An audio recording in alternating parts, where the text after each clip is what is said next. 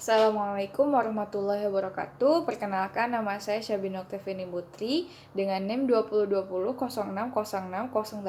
Saya merupakan mahasiswi Fakultas Fisioterapi Universitas Esa Unggul di semester 2 dan saya sedang menempuh mata kuliah Elektrofisika dan Sumber Fisis di kelas KJ02 bersama Ibu Mutiah Munawaroh. Dan di sini saya akan menjelaskan sedikit mengenai traksi lumbal sebagai salah satu bentuk pemenuhan tugas dari beliau. Traksi lumbal. Traksi ini pada umumnya adalah merupakan salah satu teknik elektrofisika dan sumber fisis yang menggunakan tarikan secara longitudinal pada daerah spinal dan struktur jaringan lunak pada tulang belakang atau ossa vertebrae. Traksi lumbal yang akan kita bahas ini berarti tarikan yang dilakukan akan diaplikasikan pada daerah lumbal di tulang belakang dengan menggunakan mesin maupun manual yang diberi beban. Bebannya itu sendiri nanti akan kita bahas, yaitu setengah dari berat badan pasien sekitar 5-10 kilo.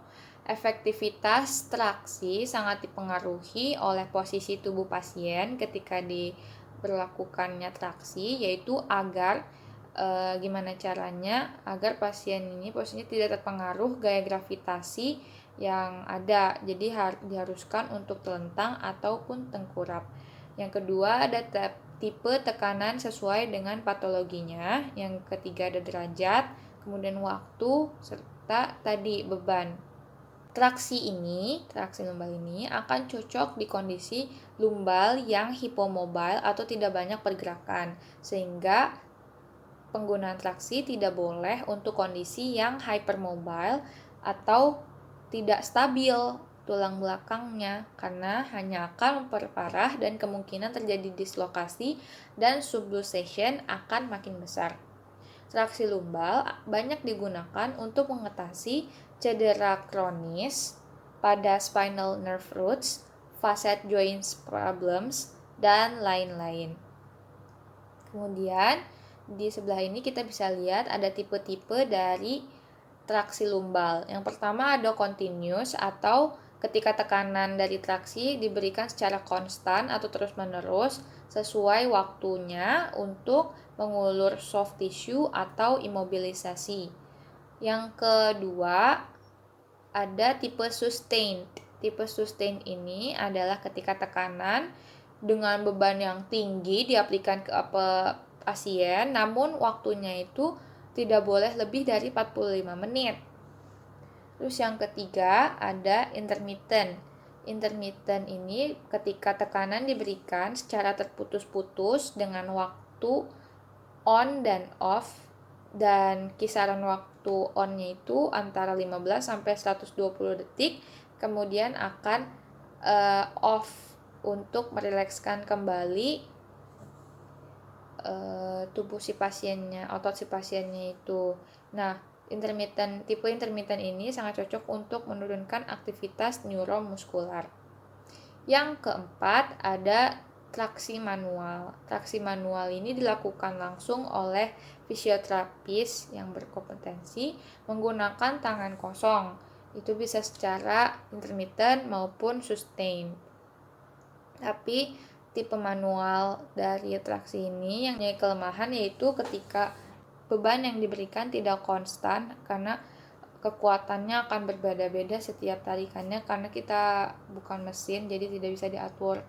Kemudian ada tipe posisional, yaitu ketika traksi ini dilakukan secara mandiri manual oleh pasien dengan melakukan posisi tertentu yang dapat mengulur bagian target dan mengurangi tekanan di vertebrae atau tulang belakang. Selanjutnya ada efek fisiologis yang diberikan oleh traksi. Yang pertama ada muscle elongation, yaitu ketika jaringan lunak otot akan memanjang, kemudian akan memperbaiki postur tubuh. Yang kedua ada menurunkan spasme otot dan nyeri, yaitu ketika tonus otot terlalu tinggi dan digunakan penggunaan traksi ini akan menurunkan tonus otot tersebut sehingga dapat mengurangi nyeri dan spasma otot. Yang ketiga, ada meningkatkan ruang diskus intervertebralis, sehingga mengurangi tekanan pada diskus dan spinal nerve roots jika salah satu dari mereka ada yang keluar dari jalurnya. Maka ini juga yang bisa mengurangi nyeri yang dihasilkan tadi. Yang keempat, ada pemanjangan scar tissue, yaitu yang akan meningkatkan gerak sendi dan healing jaringan lunak. Yang kelima, ada mereduksi inflamasi. Kemudian di bawah situ ada gambar dari tulang belakang kita, dan posisi lumbal itu ditunjukkan dengan warna hijau yang terdapat di gambar. Nah, lumbal ini adalah tulang belakang terdiri dari 5 tulang yang bersusun membentuk cekung lordosis ke arah posterior. Selanjutnya, sudut penggunaan traksi lumbal yaitu ada 3. Yang pertama ada sudut sagital atau sudut unilateral, yaitu untuk penggunaan jaringan lunak yang sehat dan ketika dibutuhkan tekanan yang seimbang kiri kanannya. Kemudian sudut sagital ini biasa digunakan untuk kondisi hipomobilitas, patologi faset, nerve root impingement, atau muscle spasm. Yang kedua, ada sudut frontal atau frontal angle. Ini biasanya untuk gerakan fleksi atau ekstensi yang akan membuka facet joint pada bagian inferior ataupun eksterior tulang belakang. Nah, karena tulang lumbal ini miring ke arah posterior, maka gerakan ekstensilah yang akan membuka facet joint. Yang ketiga, ada posisi neutral atau transversal. Selanjutnya, ada derajat dari penggunaan traksi lumbal ini. Jadi kan tadi traksi lumbal hanya akan dilakukan pada posisi tidur yang telentang ataupun tengkurap. Nah, posisi telentang ini sebenarnya akan meningkatkan lumbal flexion atau fleksi lumbal. Dilakukan untuk meningkatkan fleksi dari lumbal dan pelvis. Fleksi lumbal dan hip sebanyak 45-60 derajat akan berpengaruh pada segmen L5 sampai S1. Sedangkan fleksi hip di derajat 60 sampai 75 akan berpengaruh pada segmen L4 sampai L5. Kemudian ketika di angka 70 sampai 90 derajat akan berpengaruh pada L3 sampai L4. Posisi fleksi hip 90 derajat akan berpengaruh pada sisi posterior vertebra lumbal. Sedangkan untuk posisi tengkurapnya dilakukan untuk menghindari gerakan fleksi lumbal yang berlebihan yang akan menimbulkan nyeri ataupun meningkatkan gejala periferal. Posisi tengkurap ini akan meningkatkan jumlah tarikan pada segmen lumbal yang cocok untuk kondisi prostrusion disc. Karena derajat posisi saat traksi lumbal diberikan ini rata-rata 25-30 derajat fleksi, maka ketika traksi lumbal akan digunakan seperti semacam ganjalan di bagian hipnya dari pasien. Selanjutnya ada indikasi untuk penggunaan traksi lumbal. Yang pertama itu ada ketika pasien